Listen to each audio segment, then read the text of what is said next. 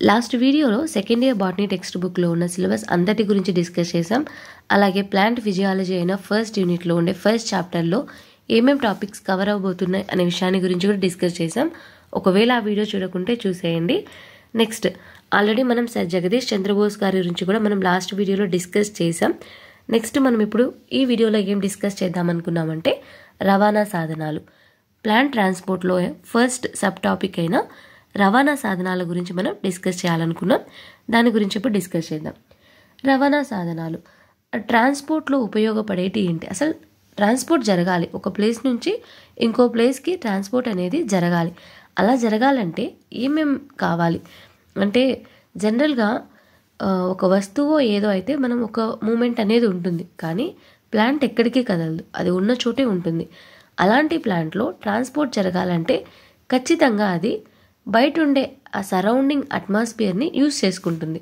అది ఎలా యూజ్ చేసుకుంటుంది, ఈ అట్మాస్ఫియర్ని తనకి ఎలా అనుగుణంగా మార్చుకుంటుంది అనే దాని గురించి మనం తెలుసుకుంటాం.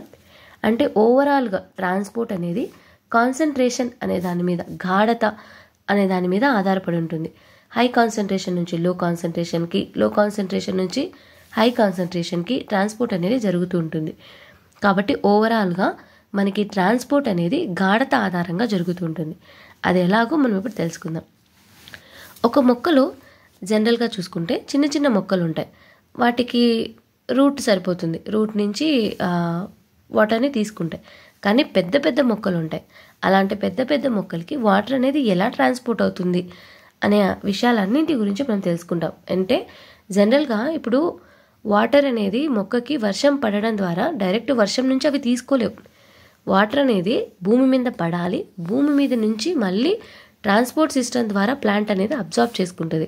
అంతేగాని జనరల్గా వాటర్ పడగానే, మొక్క మీద వాటర్ పడగానే అవి అబ్జార్బ్ చేసుకోలేవు. అంటే జనరల్గా అందరికీ తెలిసి ఉండకపోవచ్చు, చాలామందికి తెలిసి ఉండొచ్చు. వాటర్ వర్షం మీద పడగానే దాని మీద పడితే అవి తీసుకోవు. మొక్క వేరుకు చేరాలి వాటర్ అనేది, వేరు నుంచి అబ్జార్బ్ చేసుకుంటుంది అనమాట. అలా ఇప్పుడు మనం రవాణా సాధనాల గురించి తెలుసుకుందాం. అలా తెలుసుకునే ముందు ఫస్ట్ మనకు ఇప్పుడు ఒకవేళ తక్కువ దూరం అనుకోండి, అంటే ఇది ఒక చిన్న మొక్క, చిన్న మొక్క ఇన్ ద సెన్స్ అంటే వీటిలో రూట్ ఇవి కూడా ఉండవు. అంటే జనరల్గా చిన్న చిన్న మొక్కలు మనకి ఓవరాల్గా ప్లాంట్ కింగ్డమ్ అనేది, అంటే ఈ వృక్ష రాజ్యం, పుష్పించని మొక్కలు క్రిప్టోగ్రామ్స్, ఫెనిరోగ్రామ్స్, పుష్పించని మొక్కలు అలాగే పుష్పించే మొక్కలు ఇలా ఉంటాయి. ఈ పుష్పించని మొక్కలు మళ్ళీ ఎలా ఉంటాయి? థాలోఫైటా, బ్రయోఫైటా, టెరిడోఫైటా ఇలా డివైడ్ అయి ఉంటాయి. ఈ పుష్పించే మొక్కలు జిమ్నోస్పెమ్స్, యాంజియోస్పెమ్స్ ఇలా డివైడ్ అయి ఉంటాయి. అయితే థాలోఫైటాలో మళ్ళీ మనకి ఆల్గే, బ్రయోఫైటా. మనం బాగా అబ్జర్వ్ చేస్తే ఈ ఆల్గే, బ్రయోఫైటా ఇవన్నీ కూడా ఆల్మోస్ట్ ఇవి ఎక్కడ ఉంటాయంటే వాటర్లోనే ఉంటాయి. థాలోఫైట్ అయితే కంప్లీట్గా వాటర్లో ఉంటాయి. బ్రయోఫైట్స్ అయితే యాంఫీబియన్స్ అనమాట, అంటే వాటర్లో ఉంటాయి, సాయిల్ మీద ఉంటాయి. ఇలా ఇవన్నీ ప్రిమిటివ్ ఆర్గానిజమ్స్. వీటిలో ఆర్గానిజమ్స్ అంటే పర్టికులర్గా రూట్ సిస్టమ్ ఇలాంటివి ఏమంతా డెవలప్ అయి ఉండవు, ఎందుకంటే వాటర్ అనేది వాటికి సఫిషియెంట్గా ఉంటేనే బతుకుతాయి. కాబట్టి వాటర్ కోసం అవి ఎలాంటి రూట్స్ని ఫామ్ చేసుకోవాల్సిన అవసరం లేదు. కాబట్టి వీటిలలో మనకి విసరణ అనే ప్రక్రియ ద్వారా జరుగుతాయి అన్నమాట ట్రాన్స్పోర్ట్ అనేది ప్రిమిటివ్ ఆర్గానిజంలో. అంటే తక్కువ దూరంలో, అంటే వాటి స్ట్రక్చర్ అనేది ఎక్కువ ఏమి ఉండదు, కాబట్టి తక్కువ దూరం కాబట్టి విసరణ అనే ప్రక్రియ ద్వారా ట్రాన్స్పోర్ట్ అనేది జరుగుతుంది. అంటే ఈ విసరణ అంటే ఏంటంటే మన నెక్స్ట్ నేర్చుకుంటాం రవాణా సాధనాల్లో విసరణను మనం డిఫ్యూజన్ అని పిలుస్తాం.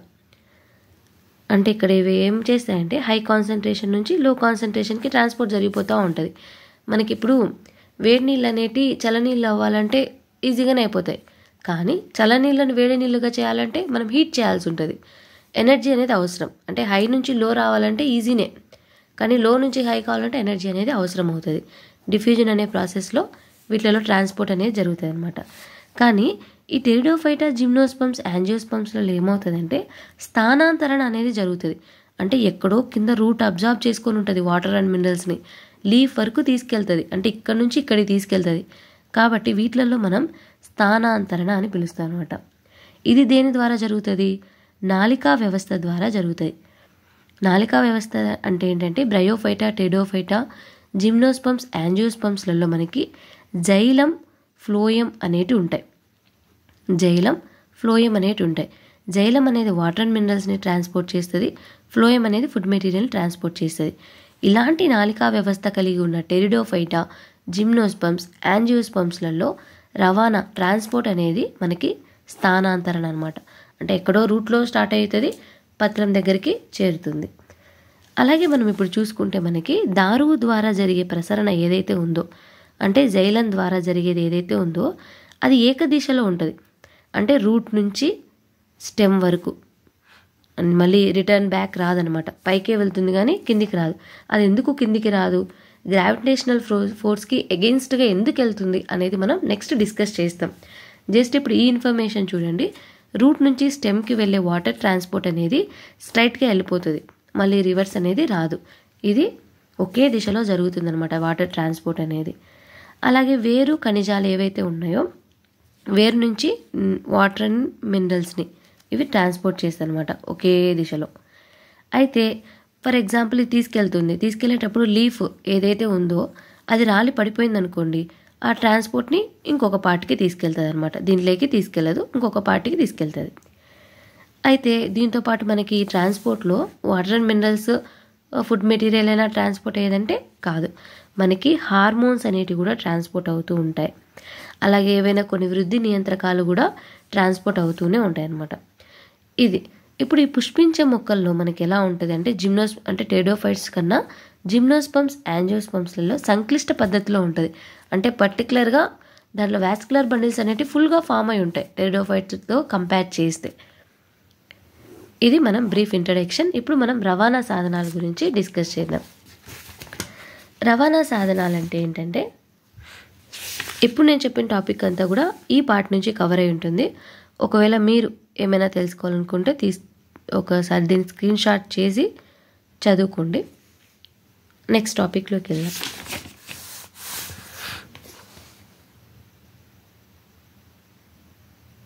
మొత్తం చెప్పిందంతా కూడా మీకు ఇక్కడ ఉంటుంది, మీరు చూసేసుకోవచ్చు. నెక్స్ట్ మనం రవాణా సాధనాల గురించి డిస్కస్ చేద్దాం. దీంట్లో మనకి రవాణా సాధనాలుగా ఏమేమి ఉన్నాయంటే డిఫ్యూజన్, ఫెసిలిటేటెడ్ డిఫ్యూజన్. నెక్స్ట్ సక్రియ రవాణా. అలాగే వివిధ రకాల రవాణా చర్యల మధ్య పోలికలను మనం చూసినట్టయితే మనకి ఫస్ట్ యూనిట్లో ఫస్ట్ సబ్ టాపిక్ అనేది కవర్ అవుతుంది. ఫస్ట్ టాపిక్లో మళ్ళీ సబ్ టాపిక్ అనేది కవర్ అవుతుంది. దీన్ని బట్టి మనం ఇప్పుడు చూద్దాం. విసరణ, దీన్ని మనం డిఫ్యూజన్ అని పిలుస్తాం. అంటే డిఫ్యూజన్ అనేది ఒక నిష్క్రియ చర్య అనమాట. అంటే దీనికి మనం ఎలాంటి ఎఫర్ట్ పెట్టాల్సిన అవసరం లేదు. ఇందాక మనం మాట్లాడుకున్నట్టు మనకి హీట్ వాటర్ ఏదైతే ఉందో అది కూల్ అవ్వడానికి పెద్ద ఎనర్జీ అనేది అవసరం ఉండదు. జనరల్గా కాసేపు వదిలేస్తే అవే హీట్ నుంచి కూల్ లెక్క వస్తాయి, జనరల్ మామూలుగా వచ్చేస్తాయి. అలాంటిదే అనమాట డిఫ్యూజన్ అనుకునేది కూడా. ఇది ఒక నిష్క్రియ చర్య, దీంట్లో మనకి ఎలాంటి ఎనర్జీ అనేది అవసరం ఉండదు. అలాగే మనకి విసరణ అనేది ఎక్కడ జరుగుతుంది? ప్రిమిటివ్ ఆర్గానిజం, తక్కువ దూరాల మధ్య జరుగుతూ ఉంటుంది అనమాట. ఎలాంటి శక్తి అనేది అవసరం ఉండదు. అలాగే ఇది హై కాన్సన్ట్రేషన్ నుంచి లో కాన్సన్ట్రేషన్కి ట్రాన్స్పోర్ట్ అనేది జరుగుతుంది. హై నుంచి లో రావడం చాలా ఈజీ. అంటే ఇప్పుడు ఒక 10th క్లాస్ చదివే అబ్బాయికి బాగా చదివే అబ్బాయికి ఒక 6th క్లాస్ క్వశ్చన్ పేపర్ ఇచ్చాడంటే ఈజీగా రాస్తాడు. అదే 6th క్లాస్ అబ్బాయికి ఒక 10th క్లాస్ క్వశ్చన్ పేపర్ ఇస్తే రాయలేడు, నేర్చుకొని రాయాల్సి ఉంటుంది, ఇంటెలిజెంట్ అబ్బాయి అయినా కూడా. అంటే ఏంటి అక్కడ హై కాన్సన్ట్రేషన్ అంటే బాగా చదివిన వాళ్ళకి అది ఈజీ అవుతుంది, చదివిన వాళ్ళకు నేర్చుకొని రాయడం కష్టం అవుతుంది. కాబట్టి హై కాన్సన్ట్రేషన్ నుంచి లో కాన్సన్ట్రేషన్కి ఈజీగా జరుగుతుంది, అది డిఫ్యూజన్ ప్రాసెస్. అయితే చాలా స్లోగా జరుగుతుంది. అంటే హీట్ వాటర్ అనేది కూల్ అవ్వాలంటే చాలాసేపు, అంటే మనం ఎలాంటి ఎఫర్ట్ పెట్టకుంటే చాలాసేపు పెడుతుంది. అలాగే ఈ ప్రాసెస్ కూడా చాలా నెమ్మదిగా జరుగుతుంది. ఇది వేట్లలో జరుగుతుంది. డిఫ్యూజన్ అంటే ద్రవాలలో, అంటే లిక్విడ్స్లలో అలాగే గ్యాసెస్లలో మనకు కనిపిస్తుంది అనమాట. ఈ వాయువుల చలనాలు అనేవి మనకి ఈ లోపల బాడీ లోపల ఈ డిఫ్యూజన్ ప్రాసెస్ ద్వారానే జరుగుతాయి. ఎక్కువగా మొక్క దేహం లోపల గ్యాసెస్ ఎక్స్చేంజ్ జరుగుతాయి. మీకు బాగా తెలుసు కదా, కార్బన్ డైఆక్సైడ్, ఆక్సిజన్. ఈ ఎక్స్చేంజ్లో ఎలా జరుగుతుంది అంటే మనకి డిఫ్యూజన్ ప్రాసెస్ ద్వారానే జరుగుతాయి.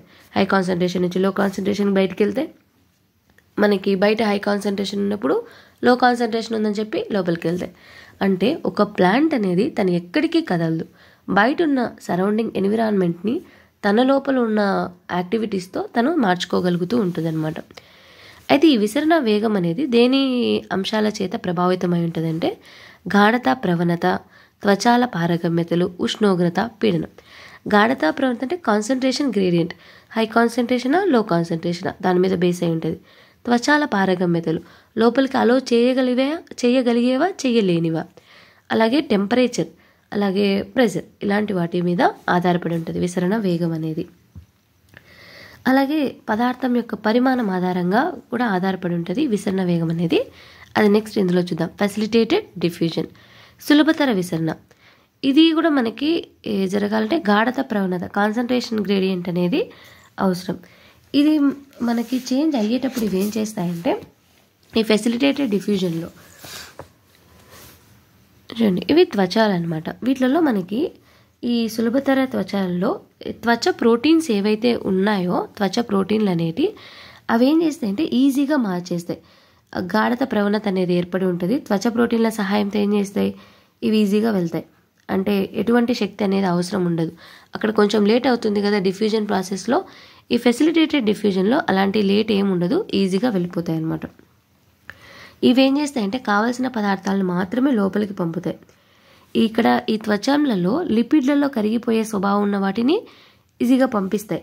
ఏవైతే ఆ లిపిడ్లో కరగలేవో వాటిని మాత్రం ఆపేస్తాయి అన్నమాట. జలాకర్షక ప్రోస్థెటిక్ సముదాయాల్ని ఆపుతాయి. ఏవైతే లిపిడ్లో కరగలుగుతాయి వాటిని మాత్రం ఈజీగా ట్రాన్స్పోర్ట్ చేసేస్తాయి. అయితే త్వచ ప్రోటీన్లు ఉంటాయి. ఇవి ఎక్కడెక్కడ ఉంటాయి అంటే మైటోకాండ్రియా, పోరిన్లు అని పిలుస్తాం. ఆ పోరిన్స్ ఏంటంటే త్వచ ప్రోటీన్లే. అవి ఏం చేస్తాయి, ప్లాస్టిడ్, మైటోకాండ్రియా, కొన్ని బ్యాక్టీరియం వెలుపలి త్వచాలలో ఉండి వాటికి కావాల్సిన వాటిని మాత్రమే లోపలికి అలో చేస్తూ ఉంటాయి అన్నమాట.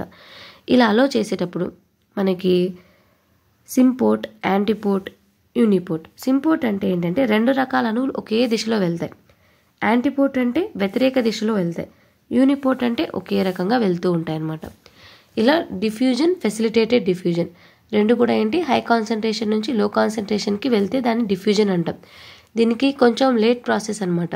ఫెసిలిటేటెడ్ డిఫ్యూజన్ అంటే వాటికి సంబంధించిన వాటిని మాత్రం ఈజీగా పంపిస్తాయి. త్వచ ప్రోటీన్లు అనేవి ఉంటే ఈజీగా పంపించేస్తాయి అన్నమాట.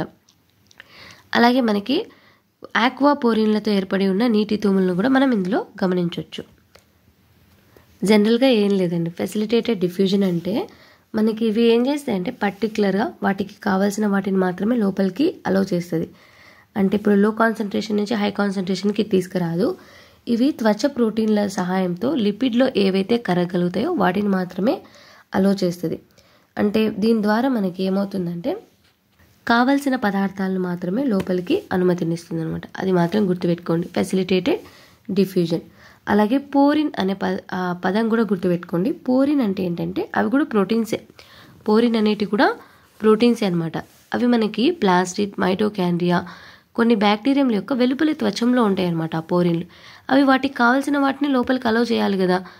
అవి అలా ఉంటేనే, ఇప్పుడు డిఫ్యూజన్ అంటే ఏంటి, పర్ఫ్యూమ్ బాటిల్ ఓపెన్ చేస్తే మొత్తం వచ్చేస్తుంది.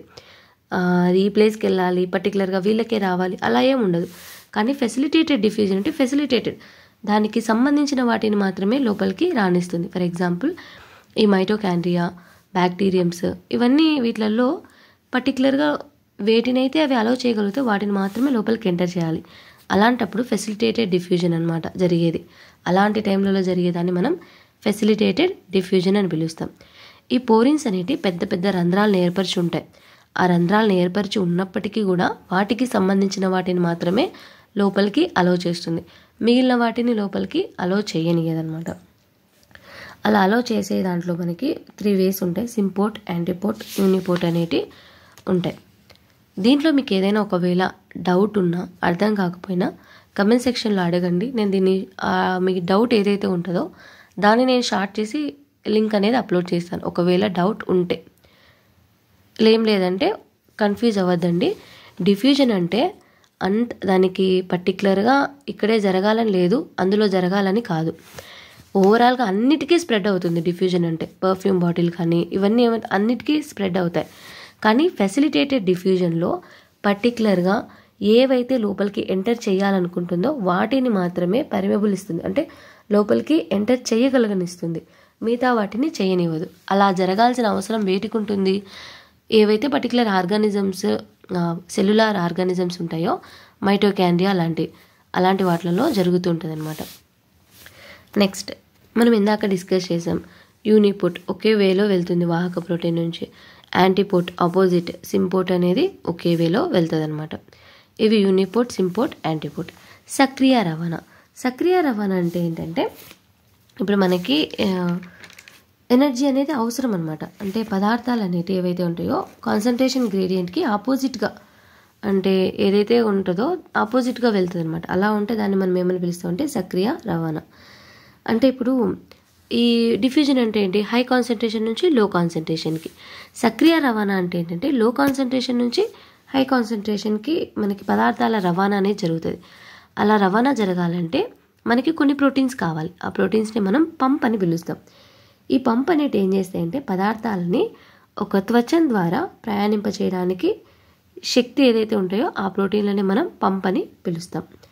అయితే ఈ సక్రియ రవాణా అనేది త్వచంలోని ప్రోటీన్ల సహాయంతో జరుగుతుంది. ఇదొకటి గుర్తుపెట్టుకోండి సక్రియ రవాణా గురించి. అలాగే మనం మొక్కకి నీటికి సంబంధాల గురించి డిస్కస్ చేసే ముందు ఈ బాక్స్ ఒకసారి చూసేయండి. ప్రత్యేక త్వచ ప్రోటీన్లు అనేవి ఖచ్చితంగా మనకి ఎందులో అవసరం? సులభతర విసరణ, ఫెసిలిటేటెడ్ డిఫ్యూజన్లో. ఈ జనరల్గా ఇది డిఫ్యూజన్లో అవసరం లేదు, సామాన్య రవాణా, ఇవి అన్ని చోట్లకి వెళ్ళిపోతుంది. కానీ ఫెసిలిటేటెడ్ డిఫ్యూజన్లో త్వచ ప్రోటీన్లు అనేవి ఉన్నాయి, దాని ద్వారానే ట్రాన్స్పోర్ట్ జరుగుతుంది. సక్రియ రవాణాలో కూడా మనకి త్వచ ప్రోటీన్లు అనేవి అవసరం, వాటిని మనం పంప్ అని పిలుస్తున్నాం. కాబట్టి ఈ రెండిట్లలో త్వచ ప్రోటీన్లు అనేవి ఉన్నాయి, కాబట్టి వాటి అవసరం ఉంది. అత్యధికంగా వర్ణాత్మకం. ఇదేమన్నా పర్టికులర్గా నువ్వు ఈ ప్లేస్లోకే స్మెల్ వెళ్ళాం అని ఏమన్నా చెప్తుందా? పర్ఫ్యూమ్ బాటిల్ ఓపెన్ చేస్తే మొత్తం స్ప్రెడ్ అవుతుంది రూమ్ అంతా. కాబట్టి ఇది అస్సలు అలాంటి దీన్ని కేర్ చేయదు. కానీ సులభతర రవాణా అన్నిటినీ లోపలికి అలౌ చేస్తుందా? పోర్స్ ఫామ్ చేసుకుంటుంది, పోరిన్లలాగా వాటి నుంచి లిపిడ్లు ఏవైతే కరగగలిగితే వాటిని మాత్రమే అలౌ చేస్తుంది. కాబట్టి ఇక్కడ ఇది పర్మియబుల్గానే ఉంటుంది. సక్రియ రవాణాలో కూడా పంపుల ద్వారా వాటికి కావాల్సినవి జరుగుతాయి అన్నమాట.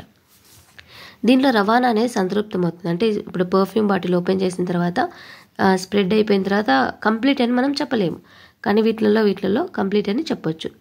ఈ ఎగుడు దిగుడుగా ఉండే రవాణా అనేది ఇది కాదు, మొత్తం ఓవరాల్గా స్ప్రెడ్ అవుతుంది డిఫ్యూజన్లో. అది బాంబుల్ డిఫ్యూజన్ అవ్వచ్చు, ఫెసిలిటేటెడ్ డిఫ్యూజన్ అవ్వచ్చు. దీంట్లో మనకి ఒక త్వచ ప్రోటీన్ సహాయంతో వెళ్తుంది, కానీ ఇది కూడా ఓవరాల్గా వెళ్తుంది అనమాట. కానీ సక్రియ రవాణాలో ఈ ఎగుడు దిగుడుగా రవాణా అనేది ఉండదు, లో కాన్సన్ట్రేషన్ నుంచి హై కాన్సన్ట్రేషన్కి ఉంటుంది. ఎనర్జీ అనేది దీనికి అవసరం లేదు, దీనికి అవసరం లేదు. కానీ లో నుంచి హై, అంటే మనం ఇందాక హై నుంచి లోకి అవసరం లేదు ఎనర్జీ అనేది, కానీ లో నుంచి హై వెళ్ళాలంటే ఎనర్జీ అనేది అవసరం అవుతుంది. కాబట్టి ఏటీపీ శక్తి అనేది సక్రియ రవాణాకి అవసరం అవుతుంది. ఇలా మనం ఫస్ట్ సబ్ టాపిక్ అనేది కంప్లీట్ చేసాము. నెక్స్ట్ మనం మొక్కకి నీటికి మధ్య ఉండే సంబంధాల గురించి డిస్కస్ చేద్దాం. ఈ వీడియో నచ్చినట్లయితే లైక్ చేయండి. మీకు డౌట్ ఉంటే కంపల్సరీగా కమెంట్ సెక్షన్లో మీరు అడగండి, నేను ఆ డౌట్ని క్లారిఫై చేస్తాను. ఒక షార్ట్ రూపంలో నేను మీకు పోస్ట్ చేస్తాను. ఒకవేళ మెసేజ్ అర్థం కాలేదంటే, మీకు డౌట్స్ ఉంటే మాత్రం ప్లీజ్ మీరు కమెంట్ చేయండి. అది మీకు యూస్ఫుల్ అవుతుంది, నాకు కూడా యూస్ఫుల్ అవుతుంది. ఎందుకంటే ఒకరికి అర్థం కాలేదు అంటే ఆ టాపిక్ గురించి మళ్ళీ మనం ఒకసారి చూసినప్పుడు అది గుర్తుండిపోతుంది ఒకసారి డిస్కస్ చేస్తే. కాబట్టి ఏమైనా డౌట్స్ ఉంటే కమెంట్ సెక్షన్లో ఖచ్చితంగా మెన్షన్ చేయండి. Thank you.